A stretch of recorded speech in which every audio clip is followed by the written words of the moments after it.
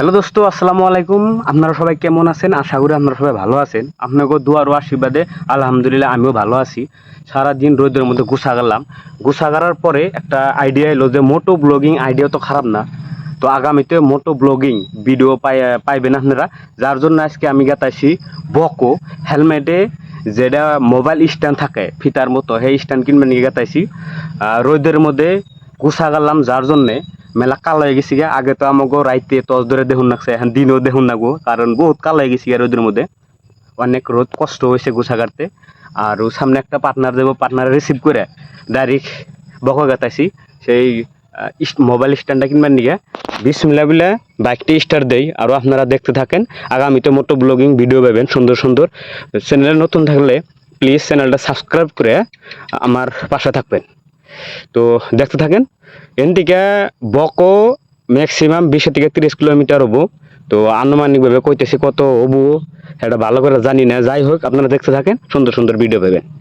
Finally দোস্ত আসার সময় নুরুল রে রিসিভ করলাম। ইয়া নুরুল, নুরুল রে বাইক চলাবার দিছি। আমি পাশে বই রয়েছি কারণ আমি ভিডিও শ্যুট করবার নিছি। তো ডাইরেক্ট বকো গেছে, বকো যে কী করি কি না করি সব দেখাবেন। ফাইনালি দোস্ত বকো আমরা আয়া পাইছি। তো এখানে আমি এনার দোকান বিক্রি বানিয়েছি। তো কোন সুদা আছে তাই দেখ পানিছি। তো দোকান পাওয়ার লগে লগে আপনাকে দেখাইতেছি। জিতুর দোকান একটা পাইলাম, দেখি যায় দেখি বস্তুটা পাই কি না। চলুন। তো সিঁড়ি বাইরেও বানাইছি। তো উপরতলায় একটা দোকান।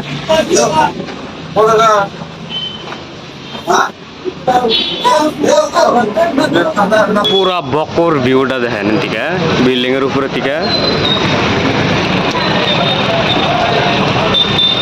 উন্দে ওভার ব্রিজ হইতেছে। ইন্ডিয়া জায়গাটা বাই করছে কিন্তু ফোর লাইনও নাই। লাম্পারা বাপনিগত ফোর লাইন হয়েছে। এই দোকানে গেছিলাম, এই দোকানে খালি নতুন নতুন মোবাইলগুলো বেছে, ফ্রিজ টিজ আগ্রাম টাগ্রাম বেছে, কিন্তু ওই বস্তুটা হেলমেটের স্ট্যান্ডটা বেছে না। তো অন্য দোকানে দেখুন লাগবো, চলেন দেখি।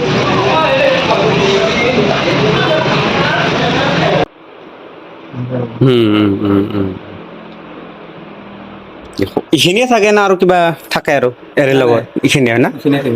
বাকী এক পিছে আছে। এনেতো চেষ্টা কৰিম বুলি ভাবছিলো দা। চেষ্টা ৰবি নাই, একো নাই।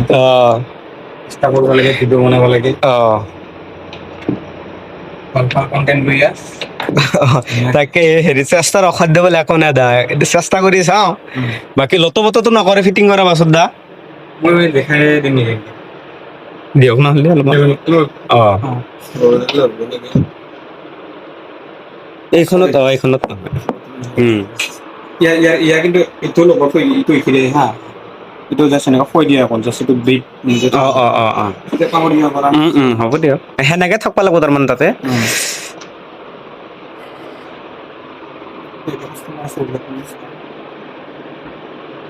এইগিলাও লাগবো।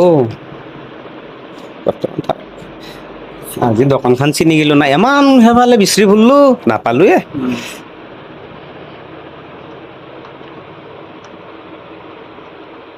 নিজে ট্ৰাই কৰি চাইছোঁ কেনেকা হ'ব, মানুহখিনি কেনেকা পাব, কেনেকা হ'ব, সেইটো নিজে কৰি চাইছোঁ।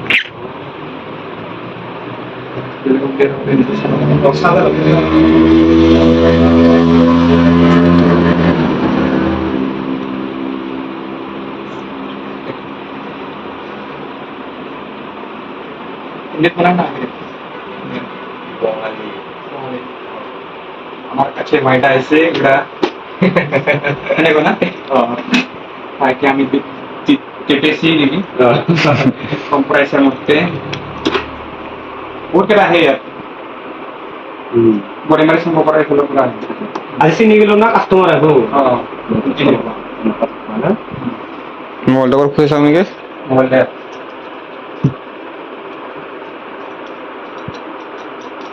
itu betul to berapa?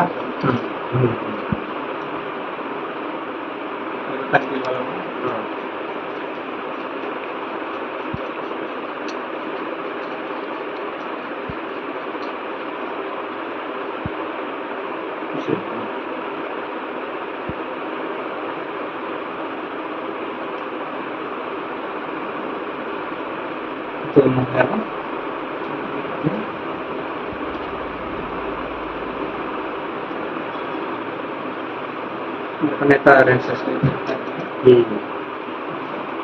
itu ini kagak kan bilang lagi bilang ini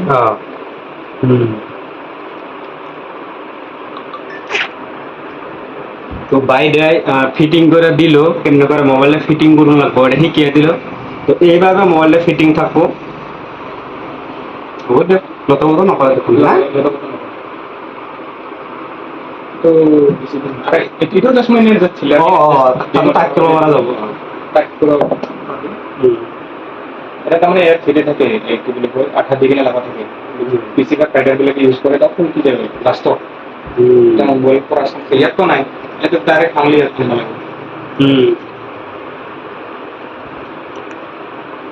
are video করাতে মানে ইমান স্পিডত না যায় না না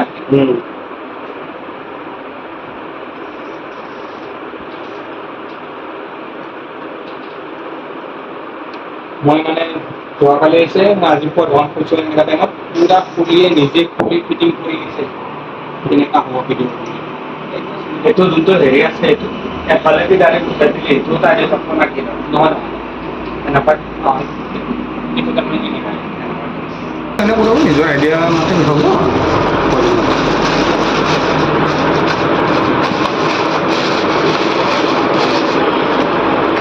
এটা আমি দিছে ভিডিও বানানোর জন্য only for 280 rupees thank you তো ফাইনালি স্ট্যান্ড নিয়ে নিলাম অ্যান্ড বাইডারে পে করার পরে ধাইতেছে তো ওটা কোন মানে একটু লই যাও এটা মোর এটা ভাই কইছে আমি বাকি দাদা বহুত ডিস্টার্ব দিল না ঘৰত যাব আছে বাবা ভাগ্য আছে মানে মোৰ দোকান আৰু স্বপ্ন পাওয়াৰ মানে মোৰো কপালত আছে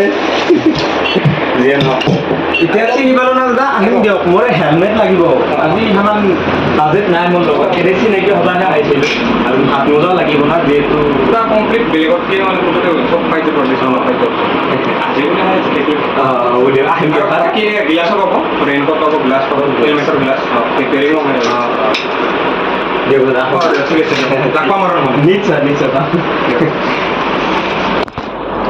আইবা ঠিক আছে যাওঁ হা ঠিক আছে এই ক্লাছ লাইট